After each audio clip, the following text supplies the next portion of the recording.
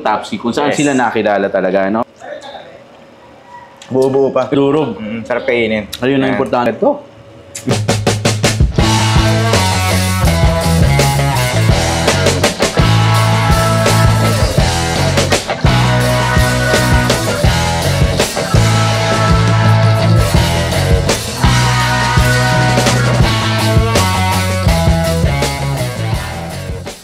Magandang araw, Ate May. Ito, napuntahan ko rin sa wakas itong tapsihan ni Tayoy. Itong tapsihan ni Tayoy, kanino nang galing yung word na Tayoy? Bali, itong tapsihan ni Tayoy nanggaling to sa word sa asawa ko. Kasi nung bata siya, ang tawag sa kanya, Tayoy. Tayoy? Oo, tapos yung bago ko ito itinayo, yung mga anak ko ng mga pangalan.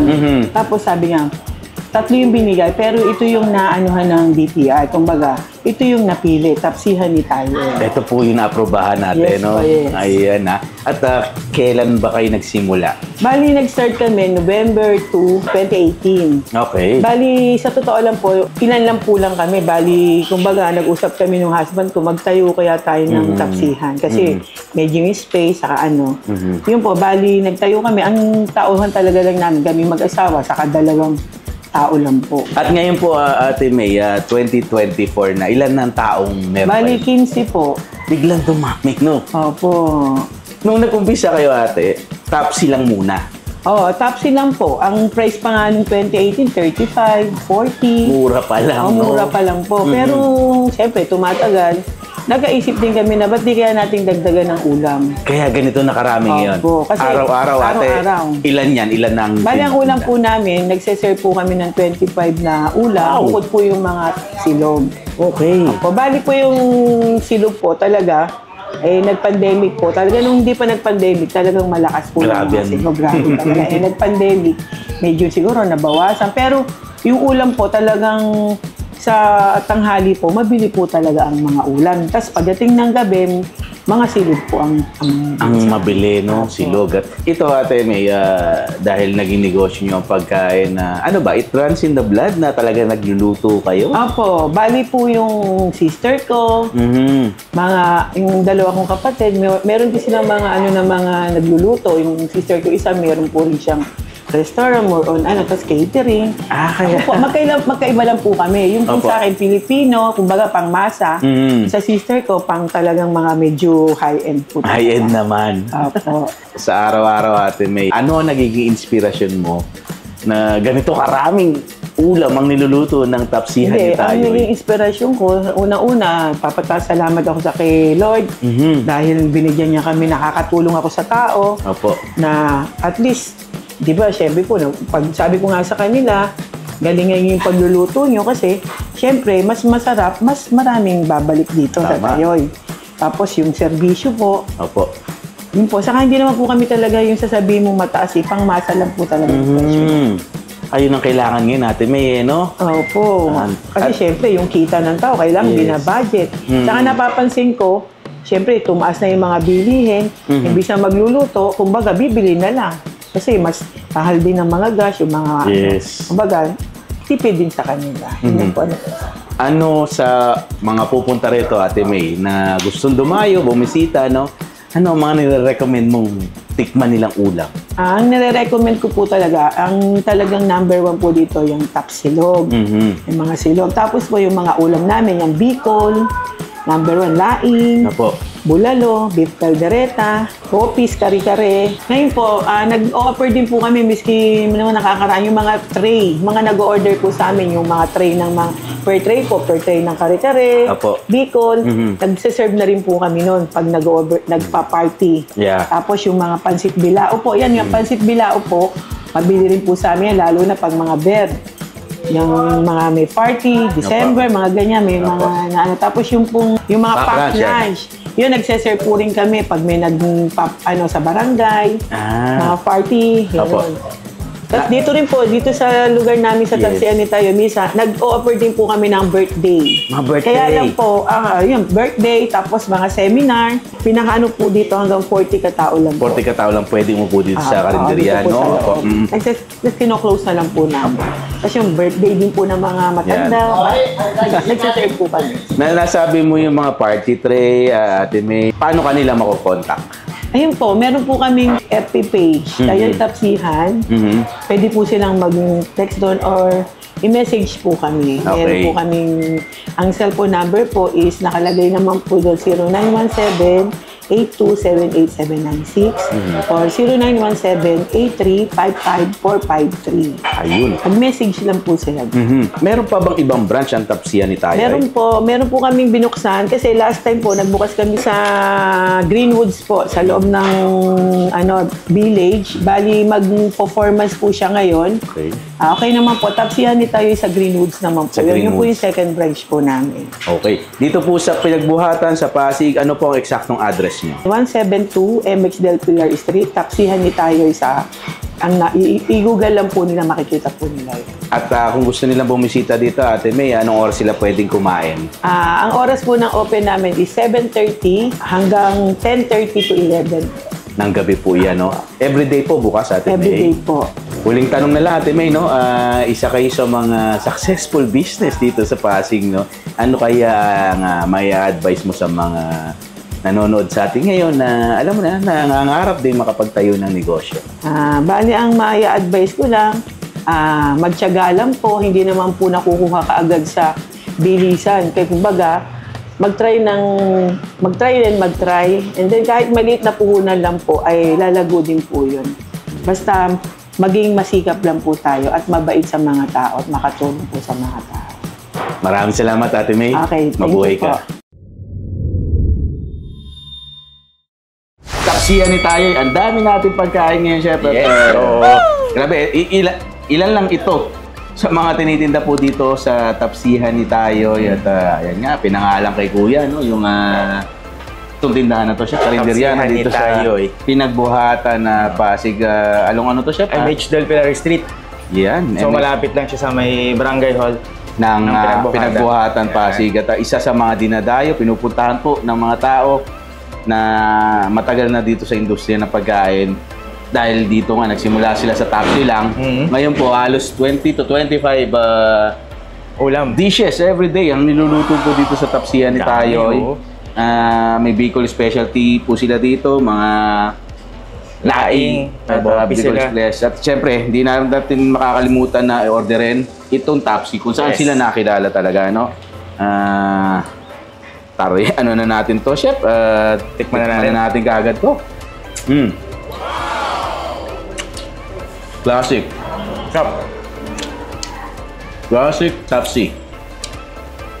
Baka talaga. Yung Nasang baka po. Sarap. Sarap ng pagkakatimpla nila nung Tapsi. Tapsi na yung alat na at yung tamis niya yung balanse. Pang ano siya talaga, Chef. Ito yung mga masarap kainin sa umaga. Nakalagay po sa mga pack meals, no, Chef? Oo. Mga food pack na ganyan. Sarap. Ito yun, no? So yung tapa niya, medyo chunky, hindi yung parang shredded na. Hindi po parang corned beef, no? Medyo ano siya, oh. Malambot kasi. Buo-buo pa. Ito pa ang isang magugustuhan mo nito, ang lambot ng tapa. Kaya pala, nakita ko kanina, ang daming order ng tapa. Naka-ano siya. Naka-ganon-ganon na ba? Naka-back na. Nakalabas dito. Yung pala yun.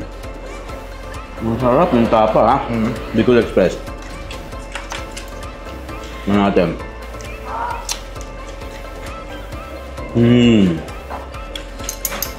Kaya. Hindi pa ganun kaanghang pero May kagat. oo, Bicol. Kung natin lang. Malasa. Sabi nga ni Tatay Tayo ang kanyang mga kusineris. Bicolano. Kaya specialty. Kaya ako talagang order kami nito kasi mga Bicolano yung nagluluto. Sarap din. Ang lambot ng ano? Chef na! Ang Gabi. luto, oo. Ako tayo nakakain ito minsan, Makate, no? Oo. Natawag na. Saka medyo parang may laban pa yung dahon. Ito ang sarap, ano. Ito malambot, Malambot pero na. ayaw makapansin mo nito, Dex. Ang dahon niya, Buo buo-buo pa, hindi na durog, Oo, no? hindi durog-durog. Hindi na durog. Sarap kainin. Ayun ang importante. Kaldereta. Ito daw po, Ayun, lambot pagkatusok ko, okay Sa mga ulam na nakahanda sa atin ngayon, ilan lamang doon sa dami ng tinitinda rito, no? At ito, chef, di daw talaga makapananghali, wala ka ng order na ganito. Kaya po, kung gusto nyo matikman, maaga dapat. Yung bopis nila. Bopis nila is classic, oh. Nakita mo yung may kangkong. Oo nga, no? May konting Pero, oo. Ang lambot ng kaldereta. Sarap. Tama-tama yung asin niya. Mahid na. Sisig. Wow. Meron ko ng titikman, chef. Every bit ng pagkain dito, classic na classic ang lasa. Pinoy na pangmasang karinderya style na pagkain. Luto ng nanay na naman po. No, yun masasabi ko. Dahil totoo naman. Yung talagang lasa Mana, itong pambahay na balunan. alam mo yun, ito yung sumasagip sa atin sa araw-araw. Chef, kunyari, hindi ka nakakapagluto. No? At napakarami rin na-order o kumakain dito mga empleyado, chef. Mga pinapuntahan. Yung masabi mo project sana parang yan, sa labas ka nagkaan. Namimiss mo yung pagkain bahay. Ito yun. Nararamdaman mo dito pag umorder ka. Ito nga na siya. Ito ba ito? Itong kawali. Mainit pa. Ngayon kita sa lutong ng Alex, Sarap. Mamantika. Sarap. At ng lasa ng itong kawali. Noy. Ganda. Sarap ang pagkain, ha? Ulit yung kawali nila. Yung masyadong mabigat yung lasa. Nalasawan pa rin yung natural na lasa niya. Yung baboy, no? Hindi sobrang alat, tamang-tama lang. Correct. Bopis na may kangkong. Classic, chef, na? May stem po ng kangkong. Sarap. Bopis. Sarap yung asim niya, tama lang. Okay, Adobo. Paramihan po, nung nakita kong pagkain dito, may sili. Oh no! Kasi nga bigula na. Pero hindi mangang, ha? No, chef? Kahit nakakita mo sili, hindi man dinurog, Ang pagana lang. Nasa yun na kung ngangatayin mo. Okay, kaldereta. Order ko dito, talagang... Yung nakain natin lahat, chef, no? Masarap. Okay, Classic ng mga timplahan. Classic. Sarap. Ang sarap, wala kang tubig. Yung mga tayo, chef. Mako yung bicol. At may siling... Matay mo na yung sili niya, chef. Sarap. Ako. Bago tayo magpaalam, chef, pasalamatan muna natin. Si Kuya Tayo at saka si Ate May, no? Dito sa pagpapaunlak sa atin sa kanilang kusina, sa kanilang tindahan, no? Pati yung mga crew natin dito, chef. Alam mo ba, natuwa ako kanina nung kinukunan po namin yung kusina. Isa doon sa cook nila, no, chef, no? Ano siya? PWD. Nakakita niyo po, no? Kaya nasabi nga sa akin ni Ate May na itong tindahan hindi lang para sa kanila. Ito po ay parang tulong din nila sa mga kababayan natin, no? Kaya kita nyo, ang daming tao talaga, ang daming nilang hiner na crew to help them out, no? Karamihan mga Bicolano nga po, no? At ayun, isa nga doon PWD, no? Meron pa silang isang branch, dyan po sa Greenwoods, no? Greenwood, chef. Sa mga gustong dumaan po, nandiyan din po kayo sa side na yan, mas malapit. Pwede kayo pumunta. Yan.